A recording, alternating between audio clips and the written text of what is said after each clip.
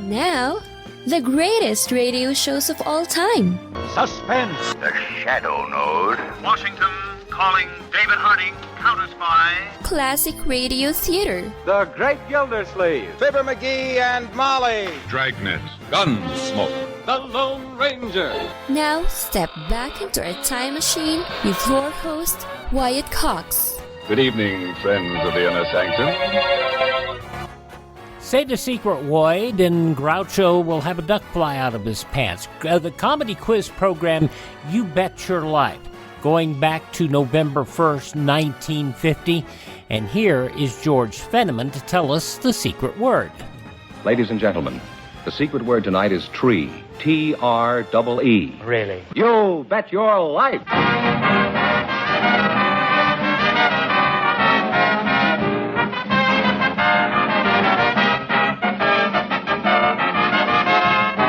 The more than 3,000 DeSoto Plymouth dealers of America present Groucho Marx in You Bet Your Life, the comedy quiz series produced and transcribed from Hollywood. And here he is, the one, the only... That's me, Groucho Marx.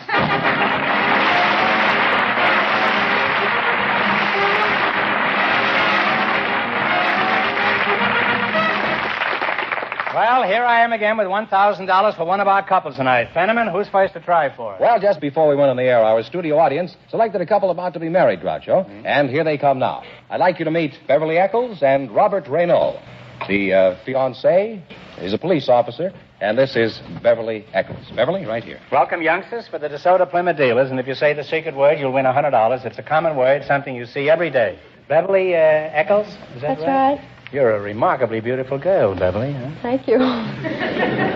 You're not surprised at that compliment, are you? Not exactly. Isn't that what they pay you for? Huh? I beg your pardon. I'm sorry, I just said, isn't that what they pay you for? They pay me for you to be beautiful? That I don't follow at all, huh? It's a good thing your old man is a cop, huh? Robert Reynaud, what do you do on the police force, Bob? I work PIC. And what does that mean? Pedestrian and intersection control. I traffic downtown. I see. You're a police officer. Well, I'm pleased to meet you. You could put me in jail for that, you know. You know, pleased to meet you. What kind of work do you do, Beverly? I'm a textbook clerk at Virgil Junior High School. A textbook clerk? That's right. What does that consist of? Well, I issue textbooks to the students. And he issues summonses, huh? Do you have any little issues? No. So you two are going to be married, is that right, Bob? That's right. I don't know what fruit stand you swiped her from, but you certainly got a peach. How old are you, Bob? 23. 23, and you? I'll be 19 next week. You're getting mixed up with the law at a pretty early age, aren't you? Now, let's talk about your marriage. For example, Bob, how many children are you going to have? Oh, I think 4 would be about right. You want to walk the beat all day and all night, too, huh? How do you feel about 4 children, Beverly? Oh, 2 would suit me fine. Well, we'll try to get 2 to suit you and 4 to suit him. Now, Beverly, after you're married, suppose after you're married you're alone in the house at 3 o'clock in the morning and you hear somebody at the front door. Now, what would you do? Would you shoot him with Bob's revolver? Oh, I'd look and see if it was Bob first. And if it was Bob coming home at 3 in the morning, then you'd shoot him? Bob, what should Beverly do if she hears a noise in the middle of the night? I'll call the police. And what are you doing, hiding under the bed? Fine policeman, huh? Suppose she called the cops and they caught me. What would happen? Would I get the rubber hose? No, we don't use those old-fashioned third-degree methods anymore. You don't? We use a little psychology. Oh, you use psychology on me? Let's hear you try it. Now, what would you do? Well, sir, with a few simple questions, we can iron this out without any trouble. Mm-hmm. Such as what? Well, I would like to know what you were doing in the vicinity of my home at 3 a.m. in the morning. Why don't you go back to the chief's office and play canasta? If I tell you what I was doing in your place at 3 o'clock in the morning, you'll shoot me. Well, you make a very nice couple, and I'm sure A policeman's lot will be a very happy one for both of you, Beverly. Now, you're going to play You Bet Your Life for a chance at the $1,000. But before we start, I want you to listen to Fenneman. He has something particularly interesting to say. Well, we're not going to be selling DeSotos on this show. I can simply tell you that we're listening to an episode of You Bet Your Life from November 1st, 1950 on Classic Radio Theater with Wyatt Cox. You know, a lot of times you have to choose between something high quality or something that saves you money. But if you can get both, why not? Especially when it comes to health care. And that's MediShare. You get both. The typical family saves $500 a month switching to MediShare. And that's huge, but it's also true that people are way more satisfied after making the switch, too. The customer satisfaction rate for MediShare is double that of the typical health insurance plan. Double. It's because MediShare works. It's been around for more than a quarter century, and members have shared more than $3 billion of each other's bills. People love having telehealth and a huge PPO network, so yeah, really, you could save a ton and like it better. Imagine being happy with how you're taking care of your health care. If you're self-employed or part of the gig economy, or you just want a plan you're happy with, you can call right now and get a price within 2 minutes. Here is the number you need. Call 833-34-BIBLE. That's 833-34-BIBLE. 833-34-BIBLE. Now on Classic Radio Theater with Wyatt Cox, more of You Bet Your Life, November 1st, 1950.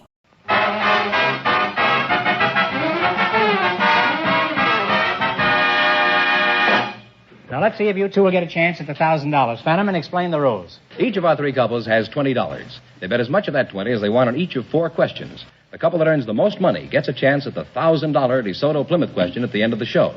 Our other 2 couples are in a waiting room off stage, so they don't know what's happening out here. That clear? Okay.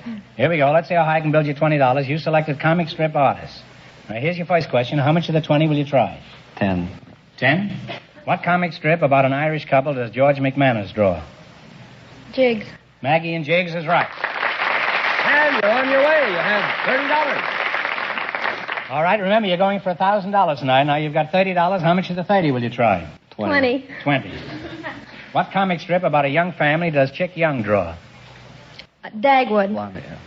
Blondie, that's right. Blondie is right. They're climbing now. They have $50. I always thought Dagwood was a sandwich. Now you got $50. Here's your third question. How much of the 50? 40. 40. All right. What cartoon does Ham Fisher draw? Grumps? Gumps? No. Decide on an answer between them. Ham Fisher. The couple. Oh, I'm sorry. It's Joe Palooka. You should have known that. It's been on for a long time. And they've dropped to $10. Well, you're down to $10. Now, here's your last chance to beat the other couples. How much of the 10 will you try? 10. I will try it. Shoot it all? Okay. What strip about a detective does Chester Gould draw? Dick Tracy? Dick Tracy is right. And they wind up with a grand total of $20.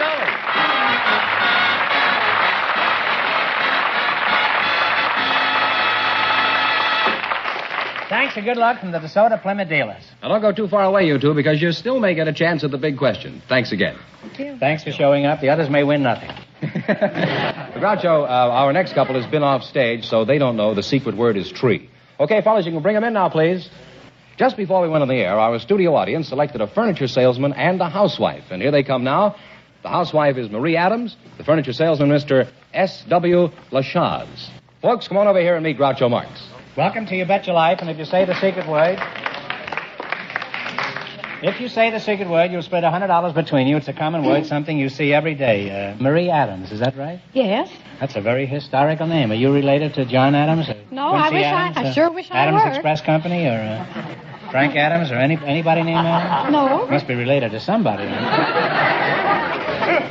Mrs. Adams, you're the furniture salesman? No, I'm the housewife. Just the housewife. And Mr. Lachaz is the furniture salesman, is that right? You can understand my mistake. You're the one that looks upholstered, and I didn't... Where are you from, Marie? Well, I'm from Minneapolis, Minnesota. You're a Svenska? I'm Norwegian, jeg kan snakke norsk. Well, you can as far as I'm concerned. Where are you from, Mr. Lachaz? Oh, I'm from Sloan's. Sloan's? Is that in California? Oh, that's in Beverly Hills. Oh, then you're really from Beverly Hills, is that right?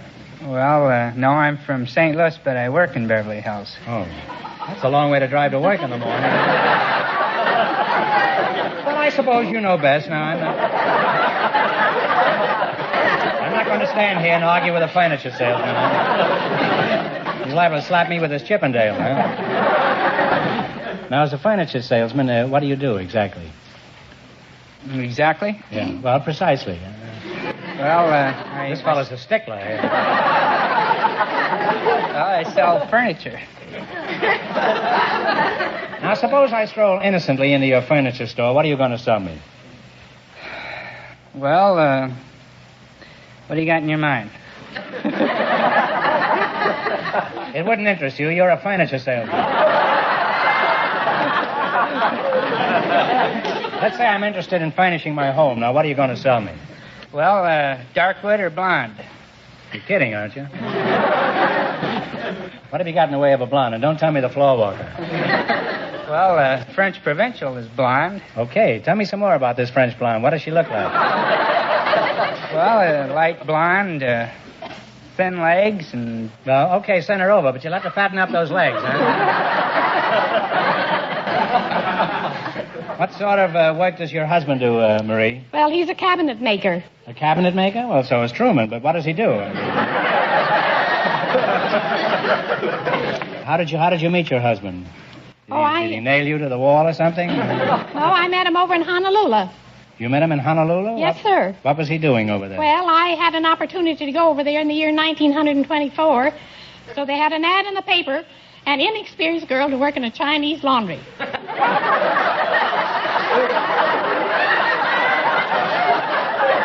Well, how does the Chinese laundry differ from any other kind? I mean, you just take out chop suey stains? No. So I went over there and they hired me. And so they put me on the switchboard. And then beside me was about... You stay there all night? Huh? I stayed there for 2 months. On the switchboard? Yes, sir, for 2 months. Stayed on the switchboard. Well, you were just plugging along there, huh? And what happened, huh? Well, then a fellow phoned in about his laundry, you know, and the steamship just landed. The steamship Licky Licky. So he asked me if his laundry was ready, and I asked his name, and I said, yes, your laundry is ready. Just Where did you do this laundry? On top of the switchboard? On top of the switchboard. So he came in and got his laundry, and I waited on him, and he says, oh, you look like a new girl here. I says, yes, I just came today. Well, he said, how'd you like to see the sights of Honolulu? They pronounce it Honolulu over there when I was there. Well, that's like Licky Licky, huh? So I said, I'd love to see the sights. So he took me out that evening, and that almost finished it. But,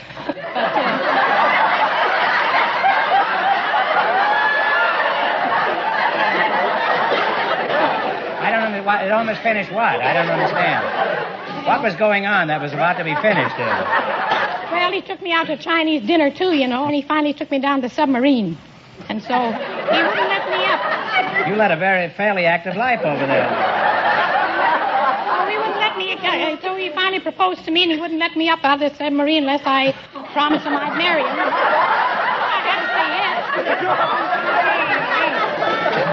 yes. Did he sing How Deep is the Ocean or anything? Well, I wish he had. If I'd have known it, I wouldn't have gone down to the submarine. And then what happened? He proposed to you and then you got married? Well, I had to come back here to Los Angeles because I was working for the Suntan Leather Company. And they were waiting for me. They didn't know what happened to me over there. I can well understand that. I don't know what happened to you right here.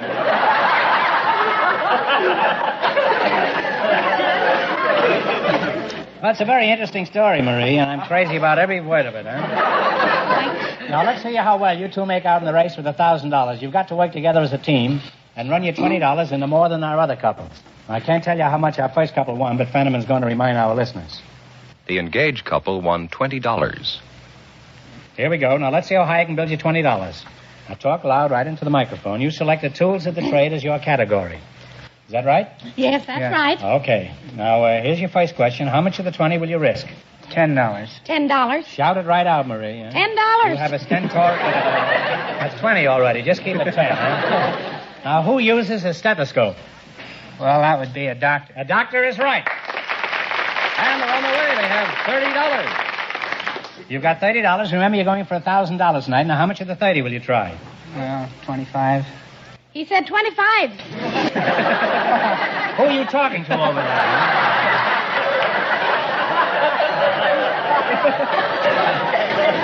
I thought there was somebody in there from the Morris house. Some little gnome over there. Eh? All right, here we go. Who uses litmus paper and a beaker? Well, that would be a chemist. A chemist is right. Really on my way now. They have $55. You have $55, and here's your third question. And how much of the 55 will you try? 50. 50? 50. Did you say 15? 50. Oh, 50. She knows somebody in there. You can't try. Now, who uses a composing stick and a slug casting machine? Well, that would be a lithographer, a printer. A printer is right, huh? They're really on their way now. They have $105. These are very difficult questions. I don't know any of these answers, and I'm certainly as dumb as the average man, huh? All right, here's your last chance. They got $105. Here's your last chance to beat the other couples. Now, how much are you going to try? $100. $100.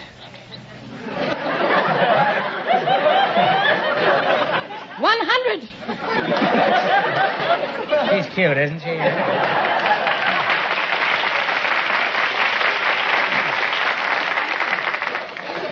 Marie, if I was 5 years younger, I'd marry you. I don't know whether you'd accept me. I'm old enough to be your mother already. That has never stopped me, Marie.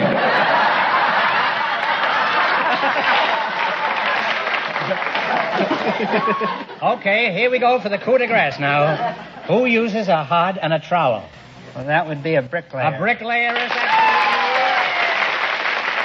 And they wind up with a grand total of $205.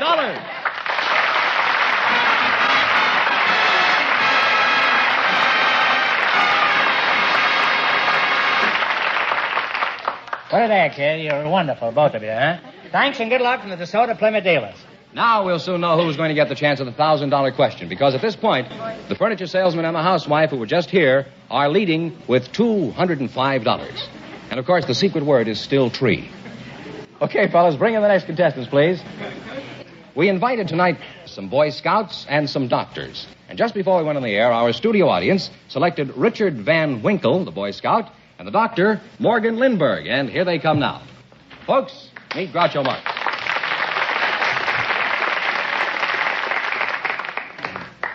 Well, we shake hands with the Lindbergh. Now, Richard Van Winkle, you've been asleep for 20 years, haven't you? Huh? Not quite. Oh. Well, hello, boys, and welcome for the DeSoto Plymouth dealers. How do you like that for a brilliant piece of persiflage, huh? Now, if you say the secret word, you'll divide $100 in cash. It's a common word, something you see every day. Richard, you're a Boy Skunk. No, a Boy Scout, it says. I don't read very well, huh? You're a Boy Scout, huh? Yes, sir. Glad to see you. It's always nice to have a man in uniform on the show. And, doctor, you're a doctor, huh? Well, a little more respect. It's nice to have you here, too. How old are you, Richard? 17. 17, huh? Isn't that a little old for scouting? You're never too old for scouting.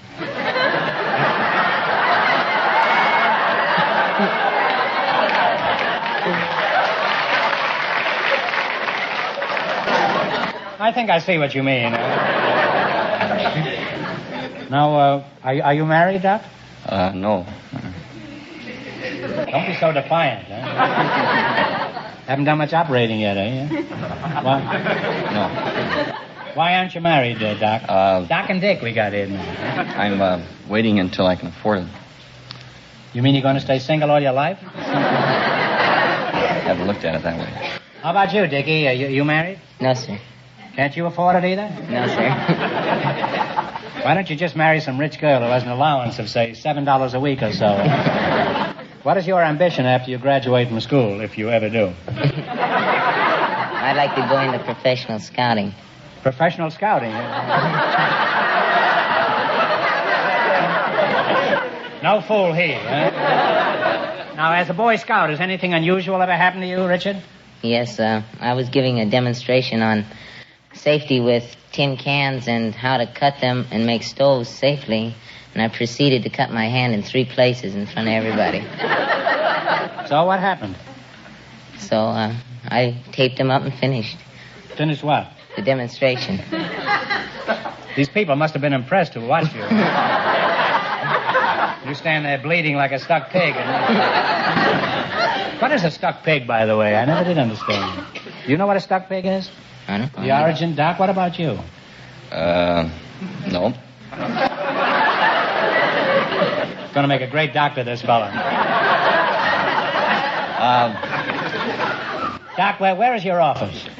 You have an office, I presume. No, haven't got an office. You work in the streets? Just pick up odd jobs as you walk along? No, I'm in the county hospital. Oh, well, that's too bad. What seems to be the trouble there?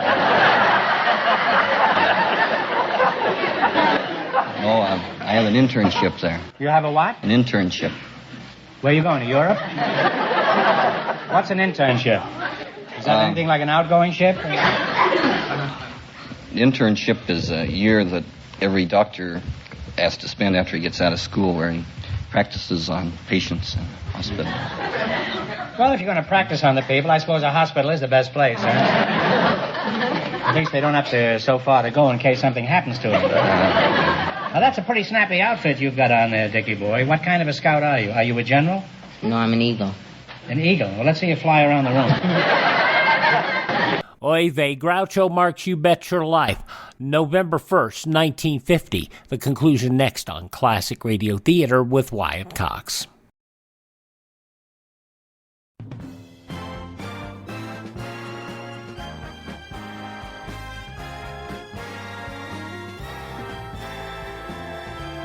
Now on Classic Radio Theater with Wyatt Cox, the conclusion of Groucho Marx, You Bet Your Life. November 1st, 1950, where Groucho had just said, an eagle. Well, let's see you fly around the room. Would you mind shaking hands with a pigeon? I used to be an eagle, but my wings got clipped by a French blonde with skinny legs. Now, what is an eagle? What is an eagle? That's the highest rank in scouting that you can receive after you've accomplished certain merits of citizenship and got 21 merit badges. Dickie, that sounds like quite an honor. Congratulations.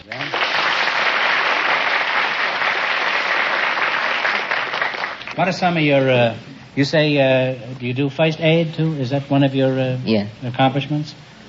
Wake up, Doc.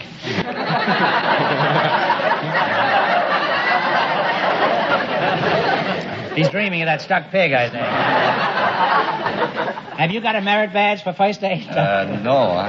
You haven't, huh? No. The doc is pretty cute at that, isn't he? Everybody's cute up here but me, huh? You haven't got a merit badge? A big boy like you with a crew haircut? You ought to be ashamed of yourself. Sorry. Well, keep trying. There's no age limit to scouting, you know. Now, as an intern, precisely what do you do? Well, we work up the patient. You mean you wake up the patient, don't you, huh? I imagine he'd be all waked up as soon as he learned an intern was working on him. Now, Doc, now pretend you found me cold on the sidewalk and I'm your patient. Now, you proceed. You wake me up. Well, what's wrong with you? Sounds like an old...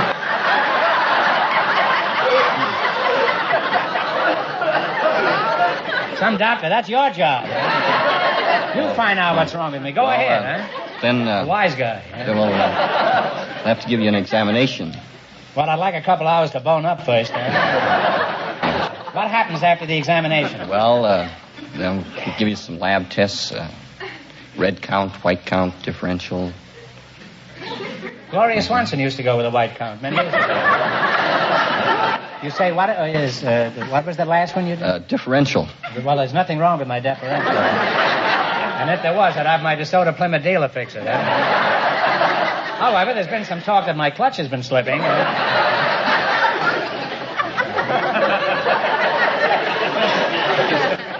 Now, Doc, suppose you found me collapsed on the sidewalk. What would you do? What would you do if you found me? I'd call a doctor. You'd call a doctor, huh?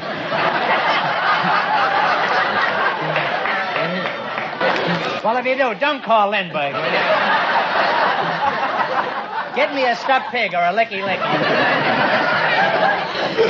Doc, I've been pretty hard on you, but if you had me on your operating table, you'd fix me up a bit. Now, what would you do to me if I was your patient? Well, the first thing I'd do is sterilize that mustache. Yeah, you touch one hair of my mustache and I'll pour glue in your stethoscope. Well, you're both good scouts, and so I now pronounce you man and boy. Now, you're going to play You Bet Your Life. You beat our other two couples, and you'll get a chance at the $1,000 DeSoto Plymouth question. I can't tell you how much our other couples won, but Fenneman's off stage to remind our listeners.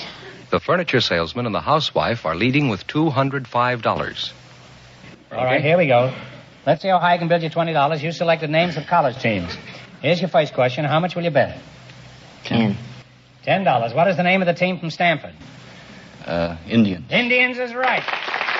And on the way, they have $30. Remember, you're going for $1,000. Now, how much of the $30 will you risk on the second one? $20. What is the name of the team from UCLA? Bears. Bruins. Bruins is correct. They're climbing, Groucho. They now have $50. All right, you got $50. Here's your third question. How much will you bet? 40. What is the name of the team from Princeton? Tigers. Tigers is right. They're really on their way now. They have $90. Okay, now here we go. Here's your last chance to beat the other couple. So how much will you bet? 30. How much? 30. Have you conclusively decided on that? All right, here we go. What is the team from Michigan called? The Wolverines. Wolverines is correct. Very good. Nice job, Jack. And they wind up with a grand total of $120. And that means the furniture salesman and the housewife with $205 get the chance at the DeSoto Plymouth $1,000 question.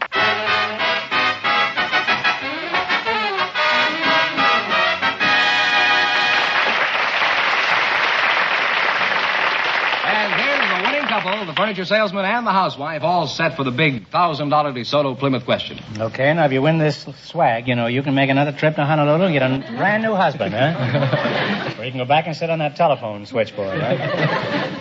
Here we go now. Here we go for $1,000. I'll give you 15 seconds to decide on a single answer between you, so think carefully. And no help in the audience. Here it is. Who was the only president ever to be buried in the city of Washington?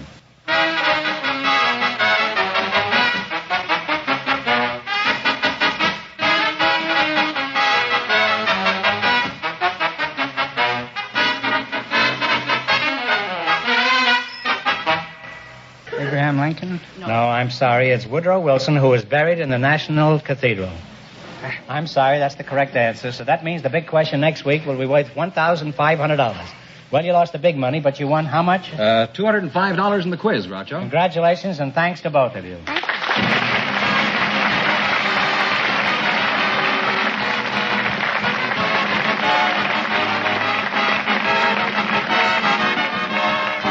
November 1st, 1950, Groucho Marx, You Bet Your Life on Classic Radio Theater with Wyatt Cox. Now on Classic Radio Theater with Wyatt Cox, an episode of the soap opera Claudia. This originally broadcast November 1st, 1948. And now, Claudia. Good morning, Lottie. Why, Mr. Norton, if it ain't you. Large as life and hale as a newborn babe. Well, it sure is good to see you sounding so good. How are you? I just told you I'm feeling fine. And back in the harness. Oh, my. You sure been gone from the office a long time. I've been starting to miss you. Well, that's why I came back, Lottie. You're all right now. Oh, fine. I mean, you're feeling okay. Grand. It ain't just one of those come back for a day and then drop dead kind of things, is it? Lottie, my guardian watchdog, it is not. At least I hope not. I never felt fitter. It's good to be getting back to work, too, I'll tell you. Concussion okay? Okay, fine. Collarbone all patched up? Neat as a welded beam. Yeah, you look all right. But remember, all that glitters ain't gold. I'll remember. Is Mr. Killian in yet? Any moment now. He called in about 10 minutes ago. Made me spill my face powder all over the desk. He didn't know you was coming back today. He'll be delighted, I'm sure. Well, I finally managed to convince my wife it was high time I was let out of jail. She's taken good care of you, has she? Good care. I've been treated like a rare orchid for weeks. Hey, look. Look at this muffler I had to wear today. You wouldn't think that one small car accident could change a woman's attitude toward a man as much as it did. Explain yourself, Mr. Norton. Well, I've always been the man in the household. Just as it should be. Then one morning I'm knocked cold. What happens? Mrs. Norton holds the scepter, and I've become a mere piece of molasses in her hand. You ain't got no cause to complain, Mr. Norton. Lots of men are molasses before they even start. But the scepter or the whatchamacallit, it's back in your hand now, ain't it? As of the 8:12 this morning when I left Eastbrook for New York. Yes, it's certainly good to be back. I was telling my mother only yesterday, Mr. Norton. You know I live with my mother. Well, I was telling her only yesterday I'd be a happy girl if you came back to the office. Well, I'm very flattered, Lottie. Not at all. I didn't mean it as a compliment. It's the truth. Well, thank you for the truth, then, not for the compliment. I like working for men. There's no one else like them, honest. And Mr. Killian and I like having you work for us. I dare say there's no one else like you either, Lottie. You've been resting up all these weeks thinking up nice things to say to a girl, haven't you? The only thing that's been on my mind. How'd you guess? You sure are a card. When I tell my mother about you, she don't believe it. She says I sure fell in good. This beautiful office, way up high like this. Only 2 bosses instead of 9. And no other girl around to cramp my style or get in my hair. Yeah, I sure like working alone. Then you know where you're at. I'd say you always know where you're at, Lottie. You would? Oh, swell. Well, now, what's on the agenda? What's been going on while I've been away? Well, to tell you the truth, not much has been happening at all. No? The plans for the hospital are still under consideration. And Mr. Carrington telephones regularly. I'll bet. Few odd jobs. They pay the rent. And I'd say that's about all. Oh, yeah. Mr. Kelly sends you his regards. Hopes you're okay. He's a nice fella, that Mr. Kelly. Last week he had a rash. He shouldn't eat lobster, I told him. My brother-in-law, my sister married a man. She gets a rash. He gets a rash from lobster, too. Well, I'm keeping you from your work. But it's so good to see you, Mr. Norton. I find myself just talking, in spite of the fact I'm not really saying anything, am I? Well, we'll have plenty of time from now on to talk, Lottie. I'm going to my office now, and as soon as I get settled, let's call Carrington in from Chicago and get some more words on those plans. Oh, sure thing, Mr. Norton. I dream of Lottie with the light brown hair. Oh, good morning, Mr. Killian. Good morning, Lottie. Message for you.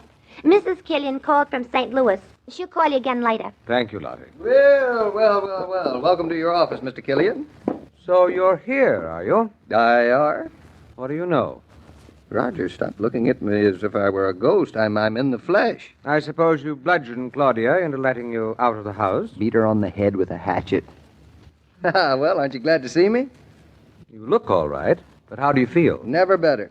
No, believe me, it's good to be back to work. You're not exactly enthusiastic over my presence. Should I be? Lottie was. She's very devoted to you. She lives with her mother, you know. I know, but I'm glad somebody's devoted to me. Perhaps it's because I am that I'm concerned. It's probably my wife calling. Oh, hello, Mrs. Norton. Good morning. Yeah, he's here. Yeah, he looks fine to me. No, I don't detect no change. Maybe I will later. He just got in a few minutes ago. You want to talk to him? Oh, sure, he's not doing anything. He's just talking. It's my wife. I wonder what she wants. Telephone for you, Mr. Norton. Mrs. Norton on the wire. Thank you, Lottie. Hello, darling. David, how are you? I'm fine. Why? How was the trip down on the train? Same as usual. Didn't tire you out? No, why should it tire me out? Well, you haven't taken a trip on the train in weeks. Well, there's nothing so extraordinary about taking a trip on a train. You're sure you're all right? I'm fine. I never felt better. You happy to be back in the office? Oh, I should say I am. I hope you don't mind my calling, darling, but, I was worrying a little. Now, there's no reason for you to worry. I'm shipshape. Of course. I miss you. Well, that's good. So nice having you home all these weeks, David. I'm spoiled. Well, you better get over it now. Oh, I don't know as I can, but... David, call me. I will. I love you. Goodbye. Same here. Goodbye. She's worried about you. Oh, you know Claudia. If I get a splinter in my finger, she has me laid up with blood poison. I wouldn't criticize her attitude. On the contrary. I'm not criticizing. I'm just suffocating every now and then. Good for you. A little suffocating never hurt anybody. I'd rather like it. Wait till you've had an overdose. I don't want you to complain. I'm not. Now, come on. Let's get down to work. What should we do on this Carrington business? No. Take it easy, David. You want to start getting back to work quietly. No reason to jump in with both feet. There's no reason why not. Now, come on, what about this Carrington Why deal? don't you go to my club for lunch? Take yourself a nap. I don't want to take a nap. It would be wiser. Now, look, if Roger, I've had enough of this pampering. You're a very stubborn young man. Well, you're only making me feel as if I've jumped out of the frying pan into the fire. The hunting season for Norton is closed. And tell me now, when did you last speak to Carrington? That's probably my wife. Oh, hello, Mrs. Norton. It's you again. Oh, great Hannah. Well, I'll tell you, he still looks all right to me. I'm all right. I'm fine. Of course, maybe he just looks good because I ain't seen him in so long. But he don't act like a sick man. Because I'm not a sick man. Oh, no, you'd never guess. Yet, come to think of it, he is sort of high-strung today. And nervous, maybe a little. I'm not high-strung, and I am not nervous. Yeah, I'll watch him for you. The minute I see him getting tired and jumpy, I'll throw him on a train and ship him back home. You hear that, Roger? That's the sort of thing I was hoping to escape. You don't deserve Claudia. You don't deserve her at all. I don't deserve this. I know that much. You want to talk to him again? No, he's not busy. No, I'm not busy. You know, it takes time for men to get started in the morning. They gotta gossip and chew the rag, only they don't call it that. They call it business. Now, hold on. For you, Mr. Norton, it's the missus again. Thank you, Lottie. Just see what kind of a day this is going to be. Hello, Claudia. Lottie says I'm not interrupting anything, David. Yes? David, look, promise to eat a decent lunch. I promise. I don't like the tone of your voice when you promise. Are you too good to eat a decent lunch? Much too good to eat a decent lunch. I suppose you're too good to take a nap after lunch. Much too good to take a nap after lunch, too. I suppose you think you ought to work late today. No, I expect to be home at the usual time. Well, thank heavens for little blessings. Let me talk to her, David. What for? What for what? I wasn't talking to you. Well, who were you talking to? Somebody who wants to talk to you. Really? Who? Hold the wire. Here. Hello there, Claudia. Oh, Roger, good morning. Good morning, Claudia. Well, I see you sent your lord and master back to earn the bacon. Oh, he insisted. I just didn't see how I could keep him home any longer without an anchor. How does he look to you, Roger? A little tense. What in blazes are you saying to But her? he'll be all right, if he'll do what I say. Hey, whose side are you on, I'm anyway? awfully relieved you're there, Roger. You know David. He jumps in head first. I'll keep an eye on him for you. What a relief. Say, I'm not being a nag, am I? If I were your husband, I'd consider your attitude most flattering. Well, you're not. Nice thing to say, Roger. Listen, I'm not going to telephone again. I'll leave everything to you, Roger. Do that. Well, give my love to David. Tell him I love him. I'll do that jealously. Goodbye. Goodbye. Well? Well? Well, what did she have to say? She sends you her love. Is that all she called about? I have been given full responsibility for your well-being, David. Now, sit down. Stop pacing up and down like that. You're exhausting me, and you're wearing yourself out. Sit down, stand up, take a nap, eat a good lunch. The only person around here who treats me like a human being is Lottie. Excuse my interruption. I brung you a glass of milk. What for? To drink, Nat. I don't want a glass of milk. It's good for you. Make you big and strong. I am big and strong already. All that glitters ain't gold. I had a cousin once, a male cousin.